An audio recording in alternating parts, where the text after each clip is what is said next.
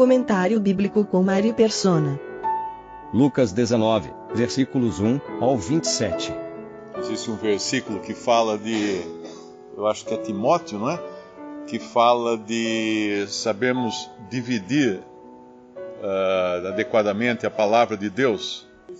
2 Timóteo 2, versículo 15. Procura apresentar-te a Deus aprovado, como obreiro que não tem de que se envergonhar, que maneja ou divide ou separa bem a palavra da verdade. Esse capítulo 19 aqui, é interessante que a gente poderia dividir ele de uma certa maneira para entender melhor uma coisa que muitos cristãos, infelizmente, não entendem. Primeiro, que é a salvação por graça. E segundo, onde entram as obras, não na salvação, mas na recompensa. Então, quando nós lemos a história de Zaqueu, nós estamos lendo uma história de salvação por graça, por pura graça. Algumas traduções da Bíblia trazem que Zaqueu disse ao Senhor, darei, no versículo 8, Senhor, eis que eu darei aos pobres a metade dos meus bens, e se em alguma coisa tenho defraudado alguém, o restituirei quadruplicado. Existem algumas versões da Bíblia que estão assim, mas está errado, porque ele já dava. A versão correta é, eis que eu dou aos pobres metade dos meus bens, e se alguma coisa tenho defraudado alguém, eu restituo quadruplicado. Então, de maneira alguma, Zaqueu foi salvo porque eles dava aos pobres, esmola aos pobres, ou devolvia quadruplicado. Isso era muito bom ele fazer isso, mas isso não foi a fundamentação, a base da salvação de Zaqueu, que foi por pura graça. E é quem tem contato com cristãos espalhados nas denominações, em especial as denominações novas, pentecostais, e essas que pregam uma salvação de mistura obras com outras coisas, sabe o quanto é difícil para um irmão, um professo, que professa ser cristão, crer em Cristo, aceitar que a salvação é por graça, é pura graça, pura misericórdia. E a história de Zaqueu é muito clara nisso, porque o Senhor o Senhor fala aqui no versículo 9, veio a salvação a esta casa, por quê? Porque ele era filho de Abraão, e Abraão é o pai da fé, não o pai das obras.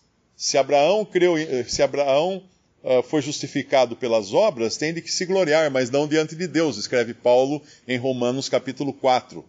Mas ele, na verdade, ele creu em Deus, e isso lhe foi imputado por justiça. Ele creu no Deus que justifica o ímpio, não que justifica o bom, que justifica o ímpio, e isso lhe foi imputado por justiça, Romanos 4, mais uma vez. Então essa graça é tão abundante que ela salva, e não tem o que a gente querer colocar qualquer obra no meio dela. E a segunda parte, então, é o que começa no versículo 11, aí fala sim de recompensa, de recompensar pelos feitos, etc. Mas não tem aqui a ver com salvação. A salvação é graça somente. Porque quando nós entendemos, e é interessante, importante entender isso, quanto mais nós conhecemos a pessoa do Senhor Jesus Cristo, nós entendemos que era impossível a salvação ser de outra maneira. Era impossível. Da mesma forma, quanto mais nós conhecemos o que é o horror que é o pecado, mais nós entendemos também que seria impossível sermos salvos por mérito, qualquer que fosse. À medida que a gente vai ganhando uma perspectiva correta, de um lado, do lado baixo da coisa, o que é o pecado, e do lado alto da coisa, quem é a pessoa do Senhor Jesus Cristo, nós vamos entendendo o que é graça, e vamos entendendo que nós nada somos, nada merecemos, e não havia nada para nós a não ser o juízo eterno. Quando o Senhor, nessa pequena passagem de Zaqueu, quando ele se apresenta a Zaqueu, ele revela algumas coisas de quem ele é, da sua divindade. Por exemplo, ele olha para cima no versículo 4 e fala, desce Zaqueu, porque hoje eu quero pousar, desce depressa, Zaqueu, desce depressa, porque hoje me convém pousar em tua casa. A questão é, como é que ele sabia o nome daquele homem trepado numa árvore? Como é que ele sabia quem era? Era um homem numa árvore. Mas ele sabia. Ele sabia porque ele sabe todas as coisas. Ele sabe o nome de cada pessoa que está nessa sala. Ele sabe o nome de cada pessoa no mundo. Ele sabe o nome de cada pessoa que já existiu e que vai existir. Ele sabe. Em Isaías, quando Isaías profetizou de Ciro, está lá em Isaías 44. Isaías capítulo 44, versículo 28. Na verdade é do 24 até o 28 que vai falar. Assim diz o Senhor, teu Redentor, o que te formou desde o ventre. Eu sou o Senhor, que faço todas as coisas, que estendo os céus, espraio a terra, por mim mesmo. E aí ele vai continuar dizendo, e no versículo 28 ele fala assim, quem diz de eu sou, quem diz de Ciro, é meu pastor e cumprirá tudo o que me apraz, dizendo também a Jerusalém, sê edificada e ao templo funda-te. Mas o que há de extraordinário nessa passagem? Simples. Ela foi profetizada por Isaías 150 anos antes de Ciro nascer. Era como se alguém no século XIX adivinhasse o nome do presidente de algum país de hoje. É muito tempo, 150 anos. Mas é o mesmo Senhor, é o mesmo Jeová que está, assim diz Jeová no versículo 24, teu Redentor, que te formou desde o ventre, eu sou o Senhor, que faço todas as coisas e estendo os céus e espraio a terra por mim mesmo. Esse é aquele que chamou Zaqueu por nome. Quando a gente vai lá no Salmo 147, Salmo 147, o Senhor edifica Jerusalém, no versículo 2, versículo 4. Conta o número das estrelas, chamando-as a todas pelos seus nomes. Deus sabe o nome das estrelas e quantas existem. Os cientistas não sabem. Os cientistas calculam mais ou menos quantas existem. Todo ano esse número muda, porque eles sempre descobrem mais alguma, um telescópio melhor, para ver mais longe, e aí muda os nomes, muda o número, mas hoje já não se dá mais nome a estrelas, porque os próprios cientistas perceberam que é impossível eles terem o número de nomes que eles precisariam ter. Então hoje são dados códigos alfanuméricos para as estrelas. São códigos que podem ir crescendo conforme a necessidade. Mas Deus conhece, o Senhor Jesus, na verdade, aqui é Jeová falando, louvai o Jeová. O Jeová edifica Jerusalém, no versículo 2. O Senhor Jesus, que é Jeová, no Antigo Testamento, ele sabe o nome das estrelas e chama as estrelas por seus nomes. E quando a gente pensa nessa pessoa, ele é antes de todas as coisas, fala, eu acho que é Colossenses. Todas as coisas foram feitas por ele. Nós sempre nos interessamos por história, para saber o que aconteceu no passado. E nós também nos interessamos por profecia, para querer saber o que vai acontecer no futuro. Mas existe um campo de conhecimento que só a Bíblia pode falar dele. É um campo de conhecimento do que, não do que existiu no passado e nem no futuro. Mas existiu quando? Né? É o campo do conhecimento das coisas eternas, das coisas que aconteceram antes dos tempos, antes da existência de espaço, tempo, matéria, planetas, universo. A Bíblia cita, umas passagens, quando o Senhor, em João 17, versículo 24, Pai, aqueles que me deste, quero que onde eu estiver, também eles estejam comigo, para que vejam a minha glória que me deste, porque tu me has amado antes da criação do mundo. Então existia um relacionamento entre o Pai e o Filho que ninguém viu, e nós só podemos saber desse relacionamento e dessa existência e desse acontecimento, desse fato, através da Bíblia.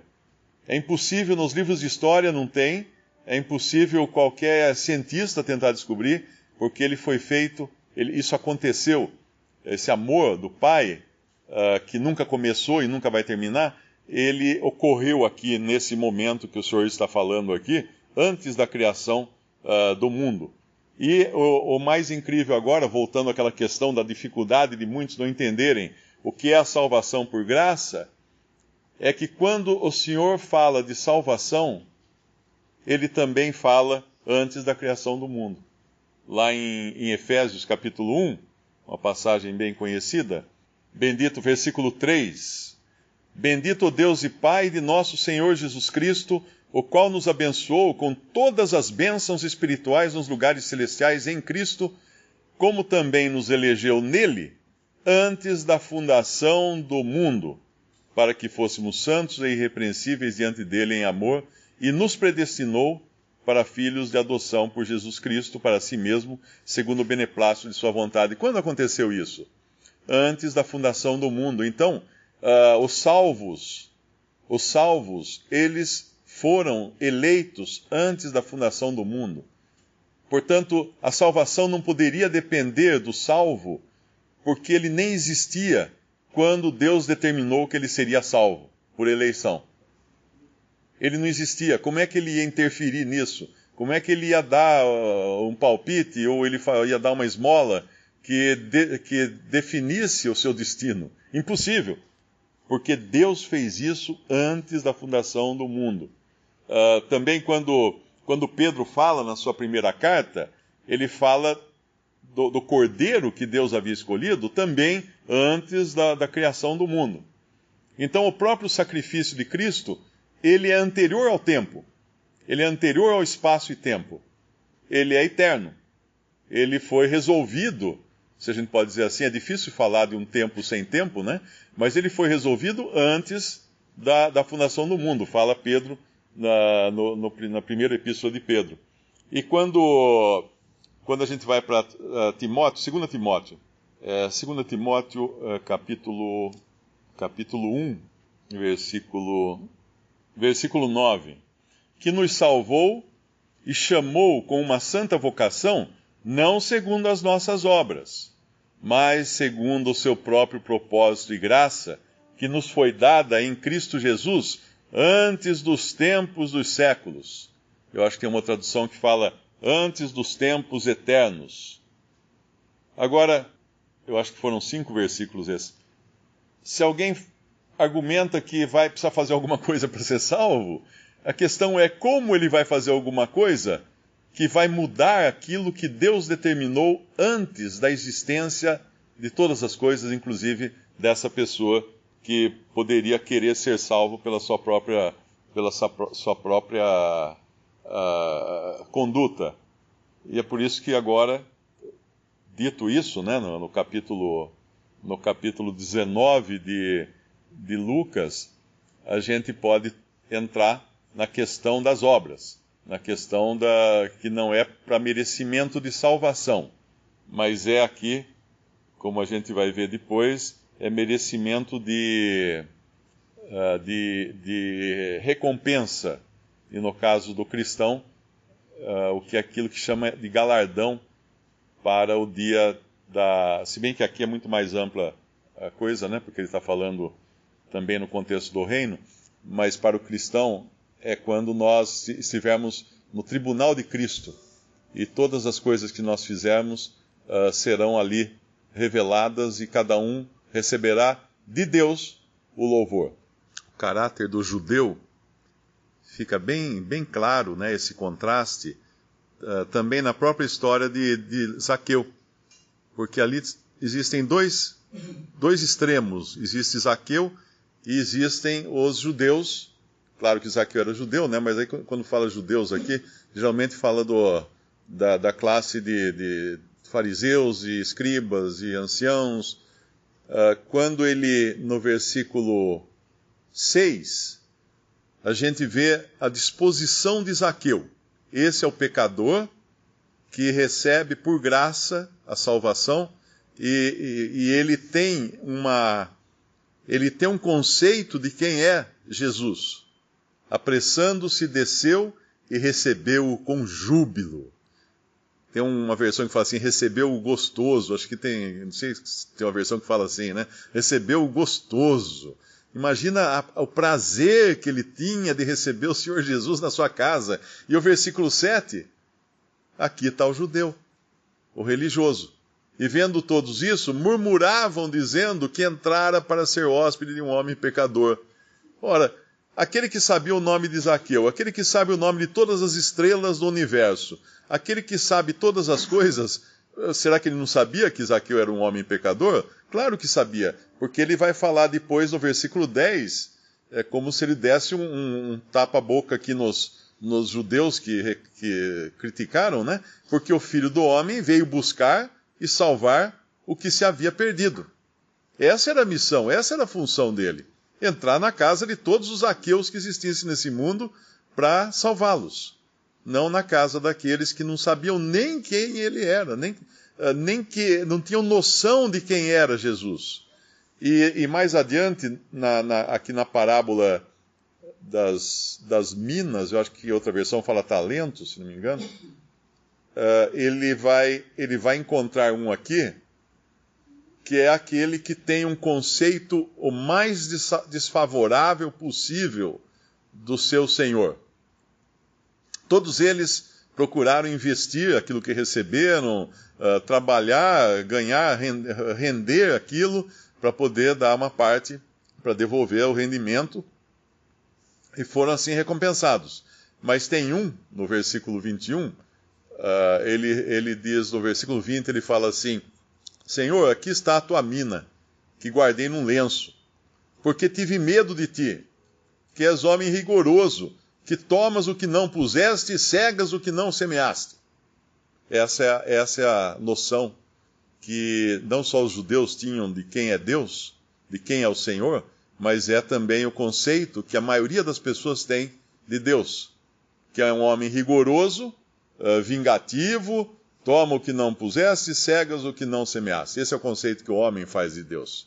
E lá em Mateus 22, Mateus capítulo 22, tem uma pergunta que ela é chave. O Senhor Jesus, versículo 42. Que pensais? Aliás, ele fala para os fariseus nessa pergunta. Que pensais vós do Cristo? Que pensais vós do Cristo? Essa pergunta é chave, porque é baseado nessa pergunta que os homens serão condenados ou perdoados. Porque se eles forem Zaqueus e receberem o Senhor Jesus gostoso, né, jubilante, eles serão salvos por graça. Se eles forem os religiosos fariseus, que não fazem ideia de quem é o Senhor Jesus, pelo contrário, acham que ele é um homem rigoroso, que vai querer ganhar em cima daquilo que ele não semeou, esses vão ser condenados. Porque a própria passagem lá de Lucas continua com o Senhor aqui desses servos. Na verdade, ele não era assim. Ele não era assim. Ele não era um homem rigoroso, que toma o que não puseste e cegas o que não semeaste. O Senhor não é assim. Mas era este o conceito que esse servo fazia dele. Então, baseado no conceito que o servo fazia dele, esse servo seria julgado. Porém, ele lhe disse, versículo 22, mau servo, pela tua boca te julgarei. Sabias que eu sou homem rigoroso, que tomo o que não pus e cego o que não semeei. Pela tua boca te julgarei. Lá em Mateus capítulo 12, Mateus 12, versículo 37.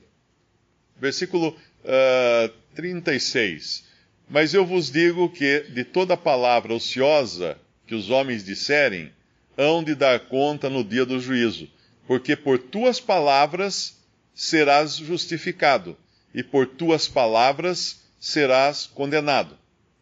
Por isso que quando alguém confessa Jesus é Senhor, Jesus é meu Senhor, Jesus é meu Salvador, se com a tua boca confessares que Jesus é Senhor, em teu coração creres que Deus o ressuscitou dentre os mortos, será salvo.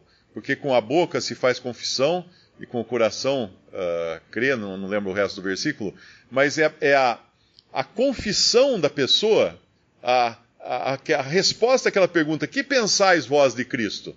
A resposta que alguém dá a essa pergunta é que vai valer. Porque se ela realmente crê em Cristo, ela vai dar a resposta certa. Que pensais vós de Cristo? Aquilo que Zaqueu pensava dele.